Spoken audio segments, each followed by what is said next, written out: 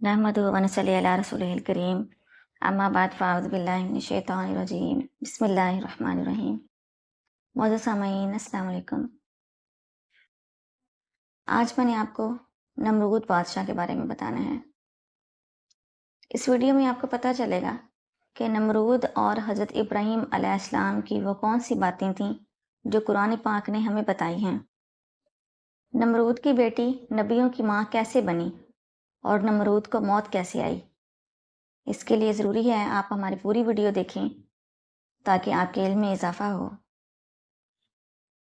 नमरूद बादशाह ऐसा बादशाह था जिसने दुनिया में अपना एक बहुत बड़ा महल बनवाया। उस महल में बहुत ऊंची जगह बनवाई जिसके ऊपर खड़े होकर वो लोगों से खिताब करता था। वो पहला शख्स था जिसने अपनी पहचान के लिए सर पर ताज रखा। वो कहता था सारे लोगों में से मेरी अलग पहचान होनी चाहिए कि मैं बादशाह हूँ, इसलिए मेरे सर पे ताज होना चाहिए। यही वो पहला शख्स था जिसने दुनिया में खुदाई का दावा किया था। इस बदबख्त से पहले कोई भी शख्स खुद को खुदा नहीं कहता था, लेकिन नमरूद ऐसा बादशाह था जिसने दुनिया में सबसे पहले खुदाई का दावा किया और लोगों से कहा कि उसको सजदा करें। जितना बड़ा यह काफिर था, अल्लाह ताला ने इसके मुकाबले के लिए उतना ही बड़ा ईमान वाला अपना एक नबी भेजा जिनका नाम हज़रत इब्राहीम अलैहिस्सलाम है।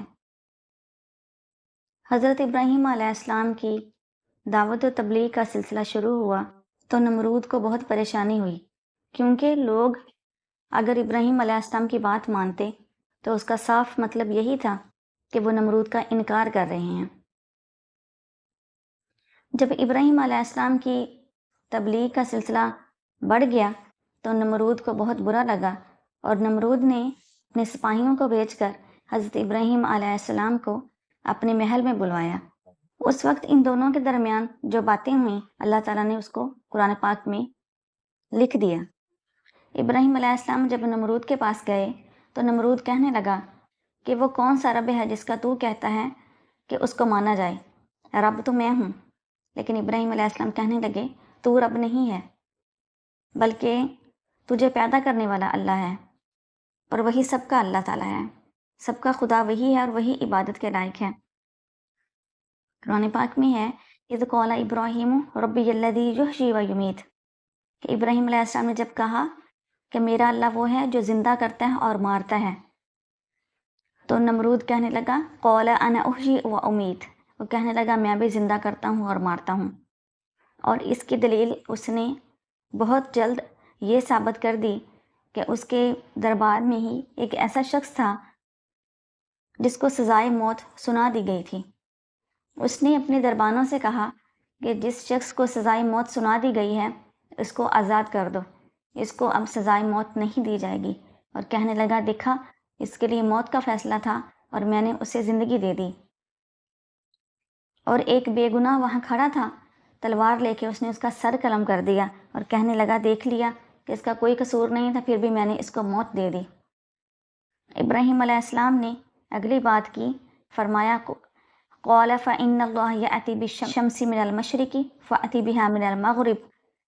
इब्राहीम अलैहिस्सलाम कहने लगे मेरा अल्लाह तो वो शान वाला अल्लाह है जो सूरज को मशरिक़ से निकालता है तो मग़रिब से निकाल के दिखा दे। फ़बुहितल्लज़ी कफ़र, तो वो जो काफिर था वो लाजवाब हो गया। अब काफिर के पास, नमरूद के पास इस बात का कोई जवाब नहीं था, क्योंकि वो ये कर नहीं सकता था, इसलिए वो चुप कर गया। इब्राहीम अलैहिस्सलाम ने जब बुतों की इबादत से लोगों को मना किया तो लोग बड़े नाराज़ हुए। उस वक्त के लोग बहुत ज़्यादा बुत परस्त थे, लोग बुतों की इबादत भी करते थे, नमरूद की इबादत भी करते थे। उनके इलाके में एक मेला लगा करता था तो बाकी सब लोग मेले में चले गए, हज़रत इब्राहीम अलैहिस्सलाम उस मेले में नहीं गए। और लोगों के जाने के बाद हज़रत इब्राहीम अलैहिस्सलाम बुत खाने चले गए और जाकर वहाँ सारे बुतों को तोड़ दिया और जो सबसे बड़ा बुत था कुल्हाड़ा उसके कंधे पर रख दिया। मेले के बाद लोग बुत खाने आया करते थे اور وہاں آ کر اپنے بتوں کی عبادت کرتے اور چڑھاوے چڑھاتے تھے۔ لوگ جب آئے تو دیکھ کے حیران ہو گئے کہ ان کے بت سارے کے سارے توڑ دیے گئے تھے۔ نمرود کہنے لگا یہ کام کس نے کر دیا ہمارے بتوں کے ساتھ؟ تو لوگ کہنے لگے اور کوئی بھی نہیں، ابراہیم ہو سکتے ہیں، کیونکہ وہ بتوں کے خلاف ہیں اور لوگوں کو بتوں کی عبادت سے منع کرتے ہیں۔ ابراہیم علیہ السلام کی جب یہ لوگوں نے بات سنی تو ابراہیم علیہ السلام کو بت خانے بلایا گیا اور کہا کہ بتاؤ تم نے ہمارے بتوں کے ساتھ ایسا کیوں کیا؟ تو ابراہیم علیہ السلام نے اس بڑے بت کی طرف اشارہ کرتے ہوئے کہا کہ دیکھو کلہاڑا اس کے کندھے پر ہے، تو یہ کام اس نے کیا ہوگا۔ لیکن لوگ خود بول اٹھے کہ نہیں، یہ کام نہیں کر سکتا، نہ تو یہ چل سکتا ہے، نہ کلہاڑا پکڑ سکتا ہے۔ تو جب انہوں نے خود اس کی معذوریوں کا اعتراف کیا تو ابراہیم علیہ السلام نے کہا کہ دیکھو، جو بت اپنا بچاؤ نہیں کر سکتے اور چل پھر نہیں سکتے، بول نہیں سکتے، یہ بت تمہیں نہیں بتا سکتے کہ ان کو کس نے توڑا ہے، تو ایسے بتوں کی، ایسے خداؤں کی عبادت کا کوئی فائدہ نہیں۔ ان سب کو چھوڑ کر لا الہ الا اللہ کی طرف آ جاؤ، اسی میں تم لوگوں کی بھلائی ہے۔ لیکن نمرود کا غصہ تھا کہ اور زیادہ بڑھ گیا تھا۔ نمرود نے کہا کہ ابراہیم علیہ السلام کو آگ میں ڈال دیا جائے۔ بہت دیر تک آگ جلائی گئی۔ جب آگ بہت زیادہ بڑھ گئی تو ابراہیم علیہ السلام کو آگ میں ڈال دیا گیا۔ ابراہیم علیہ السلام کو جس جگہ میں آگ میں ڈالا تھا وہ جگہ نمرود کے محل کے قریب تھی، اور نمرود کے محل میں ایک بہت بڑا ستون تھا جس کے اوپر کھڑا ہو کر وہ لوگوں سے خطاب کرتا تھا۔ اس ستون کے اوپر چڑھ کر ابراہیم علیہ السلام کو آگ میں دیکھا جا سکتا تھا۔ نمرود وہاں کھڑا ابراہیم علیہ السلام کو دیکھ رہا تھا اور انتظار میں تھا کہ ابھی معاذ اللہ ابراہیم علیہ السلام جل کے ختم ہو جائیں گے، لیکن اللہ تعالیٰ نے آگ کو حکم دے دیا، یا نار کونی بردا و سلاما علی ابراہیم، اے آگ تو ابراہیم کے لیے ٹھنڈی اور سلامتی والی ہو جا۔ باقی ساری آگ وہیں پر تھی جہاں پر ابراہیم علیہ السلام بیٹھے تھے، تو آپ آگ میں نہیں بلکہ بلور کے تخت کے اوپر بیٹھے ہوئے تھے، اور آپ کے چاروں طرف پھول اگ گئے تھے، آپ باغ کے اندر بیٹھے ہوئے تھے۔ یہ سب دیکھ کر نمرود بڑا حیران تھا، لیکن پھر بھی اللہ کی توحید کو نہیں مان رہا تھا۔ یہ سارا منظر دیکھنے کے لیے نمرود کی بیٹی رازہ بھی آئی اور نمرود سے کہنے لگی کہ جس جگہ آپ کھڑے ہیں مجھے بھی ادھر کھڑے ہو کر ابراہیم کو دیکھنے دیں۔ نمرود کی جگہ پر جب رازہ کھڑی ہوئی تو دیکھ کر وہ بھی حیران ہو گئی کہ اتنی زیادہ آگ جلائی گئی، چاروں طرف آگ ہے، لیکن ابراہیم علیہ السلام تخت کے اوپر بیٹھے ہیں اور ان کے چاروں طرف پھول اگے ہوئے ہیں۔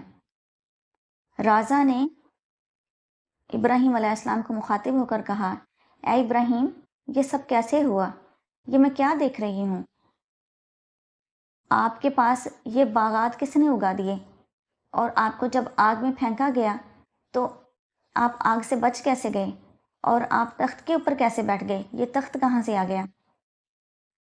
اللہ کے حکم سے رازہ کی یہ بات جو وہ چپکے ان سے کر رہی تھی، اللہ تعالیٰ نے ابراہیم علیہ السلام تک پہنچا دی، اور جو ابراہیم علیہ السلام نے بات کی وہ بھی رازہ تک پہنچا دی۔ ابراہیم علیہ السلام نے آگے سے جواب دیا، اے رازہ، جس کے دل میں اللہ کی معرفت ہو وہ کبھی جل نہیں سکتا۔ رازہ اس ستون سے نیچے آ گئی، اور جیسے ہی ابراہیم علیہ السلام آگ سے باہر نکلے تو نمرود کی بیٹی رازہ نے اسلام قبول کر لیا۔ نمرود کو جب اس بات کا پتہ چلا کہ باقی ملک تو الگ ہے، اس کی بیٹی رازہ نے بھی اسلام قبول کر لیا، تو نمرود کو بہت غصہ آیا، اور نمرود نے کچھ لوگوں کو بھیجا اور اپنی بیٹی رازہ کو محل میں بلوایا اور اس پر طرح طرح کے ظلم کرنے لگا۔ پھر رازہ کو گرم ریت پر لٹا دیا گیا اور اس کے ہاتھوں پاؤں میں میخیں گاڑ دی گئیں۔ اللہ تعالیٰ نے اس ایمان والی رازہ کی ایسے مدد کی کہ حضرت جبرائیل علیہ السلام کو بھیجا، اور جبرائیل نے اٹھا کر رازہ کو حضرت ابراہیم علیہ السلام تک پہنچا دیا۔ بعد میں حضرت ابراہیم علیہ السلام نے اپنے بیٹے مدین کے ساتھ رازہ کی شادی کی۔ ابراہیم علیہ السلام کے دو بیٹے تھے، ایک کا نام مدین تھا، ایک کا نام مدائن تھا، اور انہی کے نام پر دنیا میں 2 علاقے یا شہر بھی آباد ہیں، مدین اور مدائن، کیونکہ ابراہیم علیہ السلام 70,000 یا 40,000 نبیوں کے دادا ہیں۔ ان کو انبیاء کے جد امجد کہا جاتا ہے۔ آپ کی نسل میں سے، آپ کے بیٹوں میں سے اللہ تعالیٰ نے بہت زیادہ نبی دنیا میں بھیجے۔ تو رازہ جو کہ مدین کی بیوی تھیں، ابراہیم علیہ السلام کی بہو بنی، ان کی نسل میں سے اللہ تعالیٰ نے بہت سارے انبیاء پیدا فرمائے۔ کیونکہ یہ ایمان والی تھیں تو اللہ تعالیٰ نے ان کو بہت سعادتیں بخشیں اور بہت سارے انبیاء کی یہ والدہ بن گئیں۔ نمرود ایک دن ابراہیم علیہ السلام سے کہنے لگا کہ میں نے بہت بڑا لشکر تیار کیا ہے، جس رب کا تو دعویٰ کرتا ہے اس کو کیا وہ بھی اپنا لشکر تیار کر لے۔ تو اللہ تعالیٰ نے اس بادشاہ کا غرور ایسے توڑا کہ اپنی چھوٹی سی مخلوق مچھر کو بھیج دیا۔ نمرود قوم پر مچھر کا عذاب آیا تھا۔ مچھر نے نمرود کے لشکر کے تمام سپاہیوں کا گوشت کھا لیا، سارا لشکر ختم ہو گیا، اور یہ اپنی آنکھوں سے اپنے لشکر کا حال دیکھ رہا تھا۔ اب باری تھی نمرود کی، تو ایک اللہ کے حکم سے نمرود کے ناک کے ذریعے اس کے دماغ میں چلا گیا۔ جب مچھر اس کے دماغ میں کاٹتا تو اس کو سخت تکلیف ہوتی، اور تکلیف کی وجہ سے جب یہ اپنے سر پر ہاتھ مارتا تو مچھر ایک جگہ بیٹھ جاتا تھا، جس کی وجہ سے اس کو تھوڑا سا سکون ملتا تھا۔ تو بس پھر یہی اس کا علاج تھا۔ یہ وقت کا بادشاہ اور جو خود کو خدا کہتا تھا، یہ ایک مچھر سے نہ بچ سکا۔ بڑے سے بڑے ڈاکٹر اور طبیب آئے، لیکن اس کا کوئی علاج نہ کر سکا، اور اس کا حل صرف یہی تھا کہ اس کے سر میں بار بار جوتے مارے جاتے تھے، اور جوتوں کے مارنے کی وجہ سے مچھر جب بیٹھ جاتا تو اس کو کچھ سکون ملتا۔ جب پھر سے مچھر دماغ میں اڑنے لگ جاتا یا کاٹنے لگ جاتا تو اس کو تکلیف ہوتی۔ تو وہ لوگ جو اس خدا کی، نمرود کی عبادت کرتے تھے، وہی اپنے خدا کے سر میں جوتے مارنے لگ گئے، اور اسی تکلیف میں نمرود کو موت آ گئی۔ اللہ تعالیٰ ہمیں ایسے جابر اور ظالم حکمرانوں سے بچائے۔ اللہ تعالیٰ اپنی حفظ و امان میں رکھے۔ وآخر دعوانا ان الحمد للہ رب العالمین۔